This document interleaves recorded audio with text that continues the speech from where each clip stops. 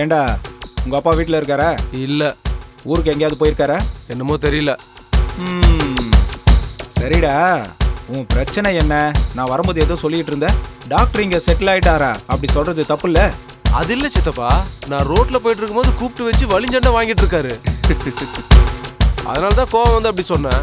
அது இல்லைங்க, ஏதோ ஒரு தடவைனா ரோட்ல போறாங்கன்னு வச்சுக்கலாம். 4-5 வாட்டி சுத்தினா அதுவும் திருட்டுத்தனமா என்னை எட்டி பார்த்தா. அப்படிலாம் பாக்கல சித்தப்பா. விஷயம் என்னன்னு தெரிஞ்சுக்கலாம் தான் கூப்பிட்டேன். அவன் பார்வையே அப்படிதான். ஏண்டா நம்ம தெருவில் ஏண்டா அப்படி இப்படின்னு சுத்தின? அது இல்ல சித்தப்பா, 3 நாளா வயிறு வலிச்சுக்கிட்டே இருக்கு. உங்க வீட்டுக்கு ஏதோ டாக்டர் வந்து படிச்சுக்கிட்டு இருக்காரு, ஏதோ நல்ல மருந்து மாத்திரை கொடுக்குறாருன்னு சொல்லிக்கிட்டு இருந்தாங்க. அதை கேட்கலான்னு தான் வந்தேன். வயிற்று வலினா அப்படி இப்படின்னு சுத்தாம நேரா வந்து மாத்திரை கேட்கலாம்ல. இவருன்னு தெரியாம வந்துட்டேன். தெரிஞ்சிருந்தா வந்திருக்கவே மாட்டேன். என்னடா இப்படி சொல்லிட்ட? இது என்ன லாஜிக்கு? அப்படின்னா டாக்டர் எப்படி கைராசின்னு கண்டுபிடிச்சிட்டியா நீ? கைராசி இல்ல சித்தப்பா, இவர் எனக்கு பிடிக்காது. பிடிக்கலையா? என்னடா சொல்ற? உங்க 2 பேருக்கும் அறிமுகமும் இல்ல. இவர்னா நீலாம்பரிக்கு பிடிக்காது, அதனாலதான் எனக்கும் பிடிக்காது. இங்க பாடுற பாத்தியா டாக்டர், நீலா இவனை உதறி தள்ளினாலும் இவன் நீலாவை சுத்தி சுத்தி வருவான். என்னதான் இருந்தாலும் நம்ம ஊர்ல பொண்ணுங்கெல்லாம் சந்தோஷமா ஹாப்பியா இருக்காங்கன்னா அது எல்லாம் இவன் கிரெடிட் தான். என்ன பிரசாத், நான் சொன்னது கரெக்ட் தானே? சும்மா இருங்க சித்தப்பா, நீங்க வேற மறுபடியும். சரி நான் வரேன். சரியான ஆளு டாக்டர் இவன். படிச்சது போதும், வா போய் சாப்பிடலாம். ஒரு 5 நிமிஷத்துல வரேன். சீக்கிரம் வா, ரொம்ப பசிக்குது.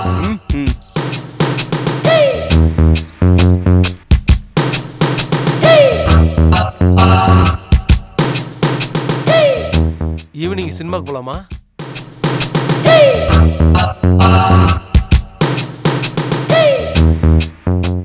எந்த ஷோக்கு போலாம்? ஓ இஷ்டம். ஃபர்ஸ்ட் ஷோ போலாமா, செகண்ட் ஷோ போலாமா? செகண்ட் ஷோக்கு போலாம். சூப்பர். ஓகே, பாய். பாய்.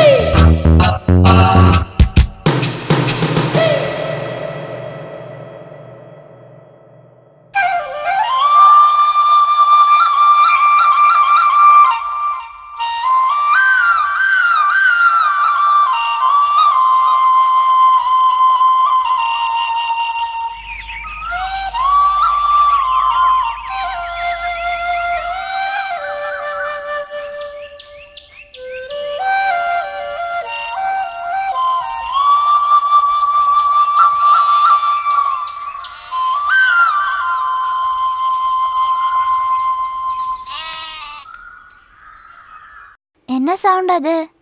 பிளேடு வாங்கி ஒரு 5 இயர்ஸ் இருக்குமா? 50 இயர்ஸ் ஆகுது. என் தாத்தாவோட பிளேடு இது. என்னை யூஸ் பண்ணிக்க சொல்லிட்டு அவர் செத்துட்டாரு. ஓ, சென்டிமெண்டா? அதனால தான் இந்த பிளேடு சென்டிமெண்ட் சாங் பாடிட்டு இருக்கோ?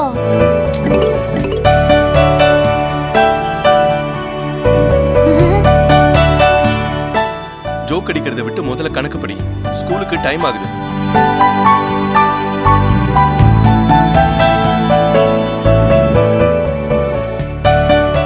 அம்மா, நீங்க டாக்டர் தானே படிச்சிட்டு இருக்கீங்க, அப்ப எப்படி உங்களுக்கு மேக்ஸ் பத்தி தெரியும்? உனக்கு சொல்லி தரணும்னு நான் முன்னாடியே கத்துக்கிட்டேன். ஐயோ, எதுக்கு இந்த கோவம்? என்ன அதுக்குள்ளே கணக்கு போட்டுட்டியா? போட்டுட்டேன். கார்பன் டை ஆக்சைடு எப்படி உருவாகுதுன்னு பொம்மையை வரைய சொன்னேன். வரைஞ்சியா? எப்பவோ வரைஞ்சிட்டேன். வரைஞ்சதை எடுத்துட்டு வந்து காட்டு.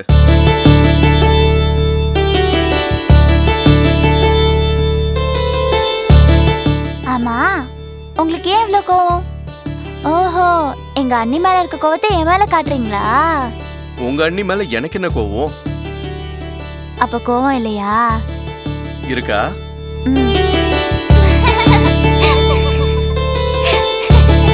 சரி, சயின்ஸ் புக்கு கொண்டு வந்து காட்டு.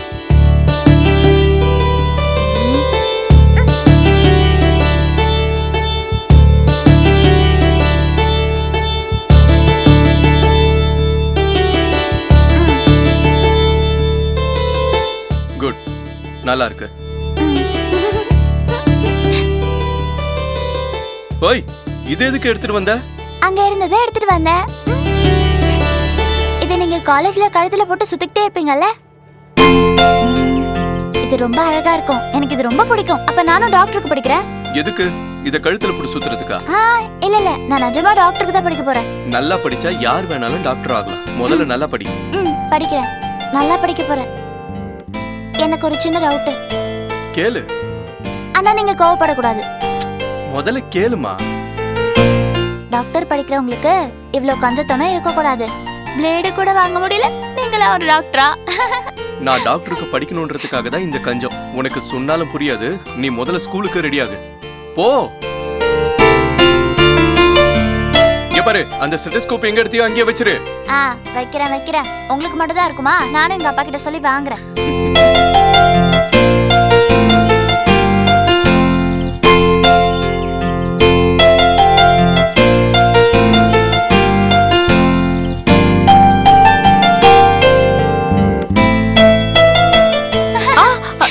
நீயா?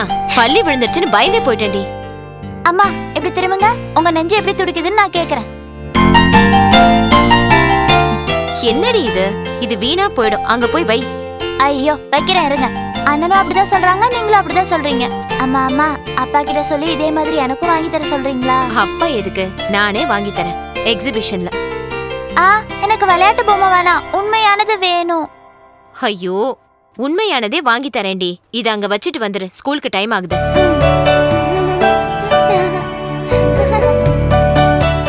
அம்மா நான் அண்ணி வீட்டுக்கு போயிட்டு வரேன்.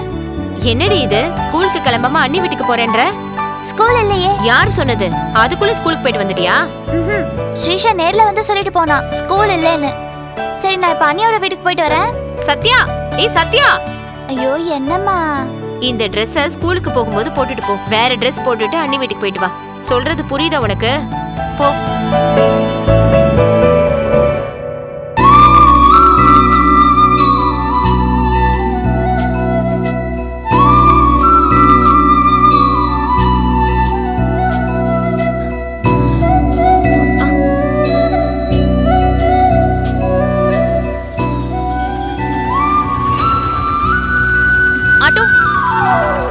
வாங்க மேடம், ஏறுங்க.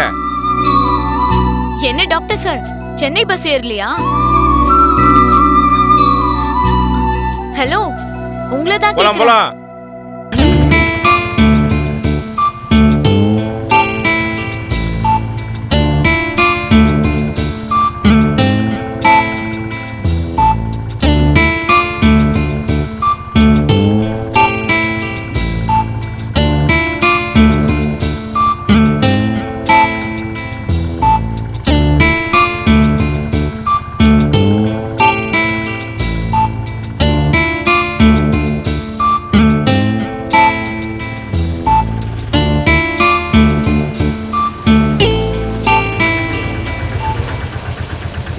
நிறுத்து.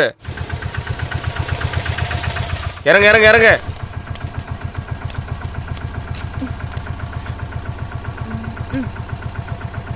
ரைட். ஓய், என்ன கிளம்பிட்ட? என்ன சார்? 25 தானே, மீதி 5 எங்க? சில்லற இல்ல சார். அதெல்லாம் முடியாது. நான் யார் தெரியுமா? தெரியாது சார். கஞ்ச ராஜா.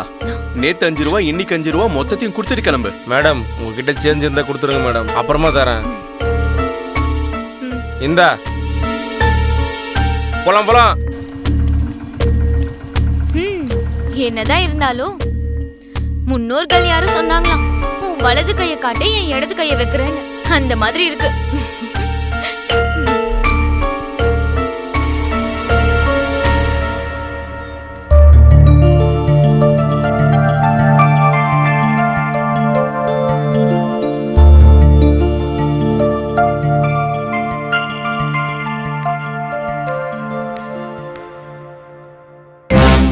வாங்க குமார் சார், வந்து உட்காருங்க. நல்லா இருக்கே ரங்கம்மா? ஏதோ இருக்கேன் சார். லக்ஷ்மிபதியோட சொத்துல நிறைய பங்கு உனக்கு தான் வந்திருக்காமே. இனிமே உன் வாழ்க்கையில எல்லாமே சந்தோஷம் தான். சொத்து தான் ஒருத்தருக்கு சந்தோஷம் கொடுக்கும்னா, இந்த ஊருக்கு கிரீடம் இல்லாத மகாராஜா நீங்க. அப்ப நீங்க எவ்வளவு சந்தோஷமா இருக்கணும்.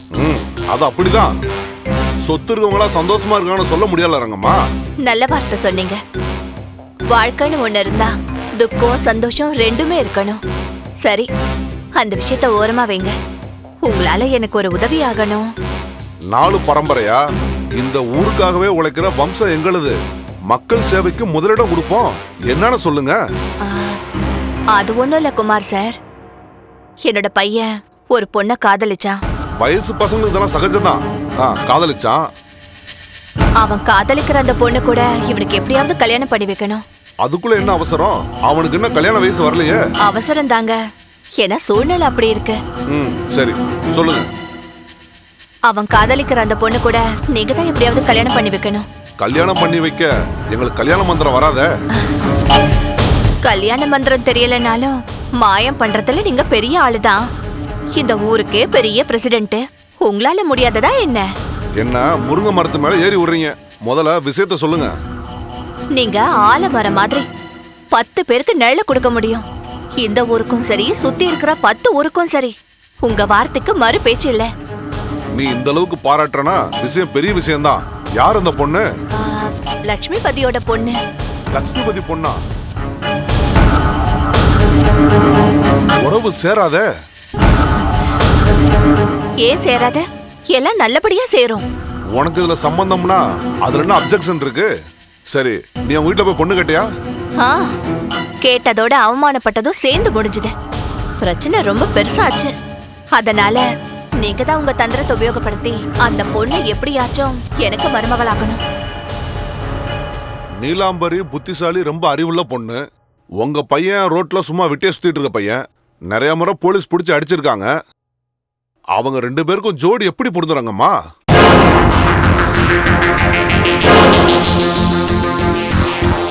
இந்த விஷயத்துல என்னால ஒண்ணும் பண்ண முடியாதுங்கம்மா. நம்ம கட்டாயப்படுத்தி கல்யாணம் பண்ண முடியாதுல. என்ன குமார் சார், உங்களால முடியாதது வேற யாரால முடியும்? நீங்க நினைச்சீங்கன்னா என்ன வேணாலும் செய்யலாம். கொஞ்சம் யோசிச்சு பாருங்க.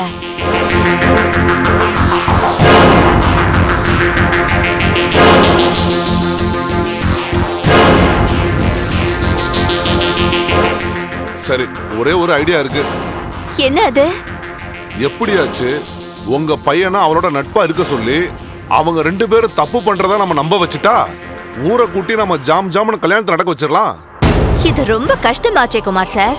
நீலாம்பரி கிட்ட இந்த பிளான் ஒர்க் அவுட் ஆகாது. அந்த பொண்ணு நெருப்பு மாதிரி. இல்லனா ஒரு ஐடியா பண்ணுங்க.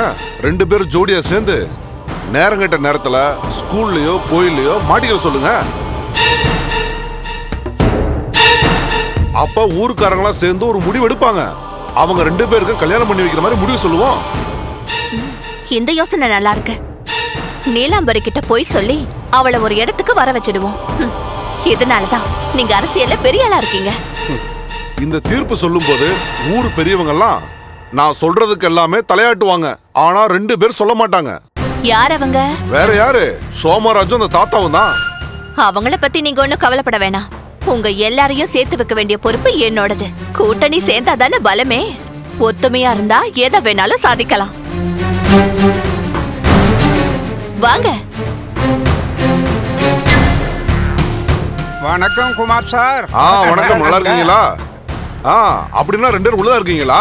இங்கதான் இருக்கேன். நீங்க 2 பேரும் பேசுனதை கேட்டுக்கிட்டு தான் இருக்கேன். ரங்கம்மா புண்ணியத்துல நம்ம எல்லாரும் ஒண்ணு சேரக்கான வாய்ப்பு கிடைச்சிருக்கு. சந்தோஷம் தான். நீங்க எல்லாரும் பேசிட்டு இருங்க, நான் போய் காஃபி கொண்டு வரேன். சரி. அப்புறம் ஐயா சொல்லுங்க. நீங்க தான் கேட்டீங்களா? அப்புறம் என்ன? நீங்க பண்ண கூத்துக்கு காஃபி வேற வேணுமா? இருங்க என்ன பண்றேன்னு. நீங்க சொல்ற மாதிரி பண்ணிரலாங்க. நான் சொன்ன மாதிரியே பண்ணிரலாம்ல. நல்ல ஐடியா. உன் அடுப்புல பாலை வச்சுட்டு இங்க இருந்து போ சொன்னல, ஆனா இங்கே இருக்க. பால் பொங்கிடுமான்னு பாத்துட்டு இருக்கேம்மா. பார்த்ததெல்லாம் போதும், நீ கிளம்பு. எல்லாம் நல்லா தான் இருக்கு. நம்ம எல்லாம் ஒன்னா சேர்ந்து பேசும்போது சந்தோஷமா தான் இருக்கு. இவ்வளவு நேரம் ரங்கமாட்ட பேசிட்டு இருந்த கேட்க தானே செஞ்சீங்க? கேட்டோம். அவங்க 2 பேரும் நேரங்கட்ட நேரத்துல கோயில்லயோ ஸ்கூல்லோ மாட்டிக்கிற மாதிரி செய்யறது உங்களோட வேலை. அதுக்கப்புறம் பஞ்சாயத்துக்கு வந்து தீர்ப்பு சொல்லி கல்யாணம் பண்ணி வைக்க வேண்டியது என்னுடைய வேலை.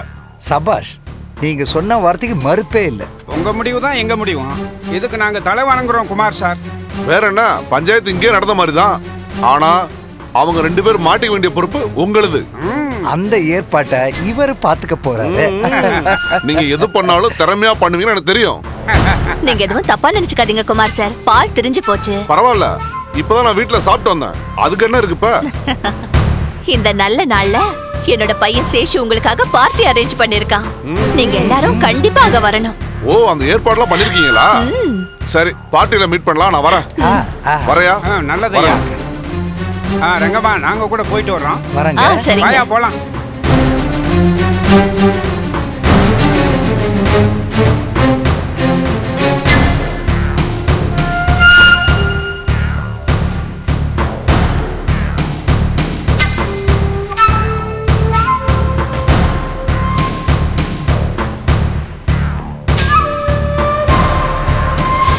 ஏங்க பின்னாடி பக்கம் கூட்டிட்டு வரீங்க? அவன் கூட போனா கார் இருக்குன்னு பில்டப் பண்ணுவான். அதனாலதான் உன்னை அப்படி கூப்பிட்டு வந்தேன். இந்த ரங்கம்மா இப்படி பண்றாங்க. அவங்க 2 பேரும் அண்ணன் தங்கச்சி முறை வேணும். அவங்க பையனுக்கு என்னதான் சொன்னாலும் கேட்க மாட்டேங்கிறானே. சோமையா, அந்த ரங்கம்மா பண்றது உங்களுக்கு புரியணும்னா முதல்ல அவளை பத்தி தெரிஞ்சுக்கணும். ஆமா ஆமா, அவங்கள பத்தி உங்களுக்கு தானே நல்லா தெரியும். எதுக்குன்னா உங்க 2 பேரை பத்தி தான் இந்த ஊரே பேசிக்கிட்டு இருக்குதே. எல்லாரும் பேசுற மாதிரி நீங்க கூட பேசுறீங்களே சோமையா. ரங்கம்மா மேலோட்டமா தெரியுற ஆள் வேற, உள்ளுக்குள்ள யோசனை வேற. நான் என் வயசுல எத்தனை பெண்ணுங்களை பார்த்துருக்கேன் தெரியுமா உனக்கு? காலு விரலை பார்த்தாலே நான் மொத்த ஜாதகத்தையும் சொல்லிடுவேன். ரங்கம்மாவை கீழே இருந்து மேலே வரைக்கும் பார்த்தீங்கல்ல, அவங்கள பத்தி விவரமா சொல்லுங்க. வாங்க. அட வாங்க, உட்கார்ந்து பேசலாம்.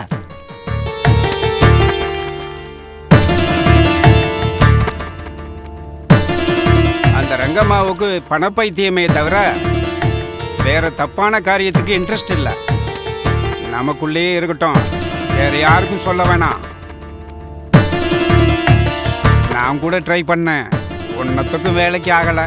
எப்போ பார்த்தாலும் பணம் வாங்குறதுலே இருக்கிறது தவிர வேற பேச்சே பேச மாட்டேங்குது. இப்போ அண்ணனுக்கும் தங்கச்சிக்கும் கல்யாணம் பண்ணி வைக்கணும்னு நினைக்கிறோம். ஆனால் அவளோட பார்வையில் அது வேற மாதிரியா இருக்கு. நான் என்ன நினைக்கிறேன்னா, அந்த லட்சுமிபதிக்கும் ரங்கம்மாவுக்கும் நடுவில் எப்பேற்பட்ட சம்பந்தமும் இருக்காது.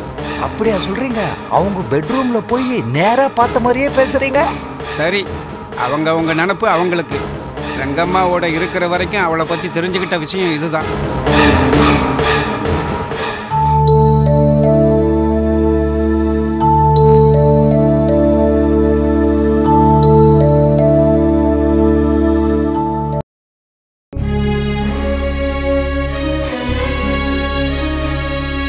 தமிழ்த்தாயின் மடியில் தவழ்கின்ற உருவாய் மண் மீது மலர்கின்ற மல்லி மலரே, கார்த்திகை மாதம் உன் பார்வை விழியால் பொன் தீபம் ஏற்றி ஒளி வீசவா.